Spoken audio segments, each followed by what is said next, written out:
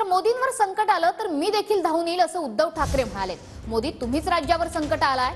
ठाकरेंनी हा उपरोधिक टोला मोदींना लगावलाय। उद्धव ठाकरे अडचणीत आले तर मदत करणारा पहिला मी असेल असं पंतप्रधान मोदींनी वक्तव्य केलेलं होतं। टीव्ही 9च्या मुलाखतीत मोदींच्या वक्तव्यावर ठाकरेंनी आता आपली प्रतिक्रिया नोंदवली आहे। तो मैंने तुरंत फोन किया था उनकी रेगुलरली।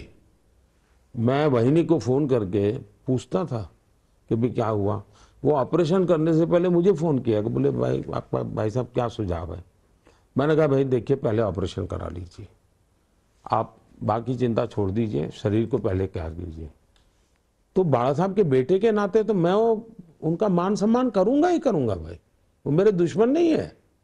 और कल मुसीबत होगी तो मैं पहला व्यक्ति हूं जो उनकी मदद करूंगा परिवार के नाते। आज तुम्ही जे काय माझ्यावरती बोलताय प्रेम आलं की उद्धव ठाकरेंवरती कधी काही संकट आलं तर मी धावून जाईन। मोदीजींनी पण सांगतो तुमच्यावरती कधी संकट आलं तर उद्धव ठाकरे सुद्धा धावून येईल। फक्त तुम्ही संकट म्हणून महाराष्ट्रावरती आणि देशावरती आलाय ते तुम्हाला स्वतःला आवर घाला।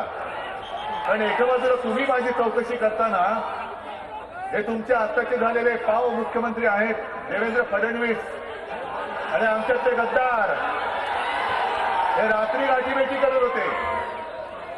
याचं सरकार कसं पाडायचं याचे हातपाय हालत नाहीत, याला आता खाली खेचला पाहिजे। म्हणून तुम्ही ही सगळी नालायक माणसं माझी शस्त्रक्रिया झाली असताना सरकार खाली खेचण्याचं कटकारस्थान करत होते। मोदीजी तुम्हाला माहित नाही तुमचे चेहऱ्याचे फाटे खाली काय करतात। बाळासाहेबांच्या खोलीमध्ये तुमच्या अमित शहानी दिलेलं वचन हे मोडताना तुम्हाला माहित नव्हतं।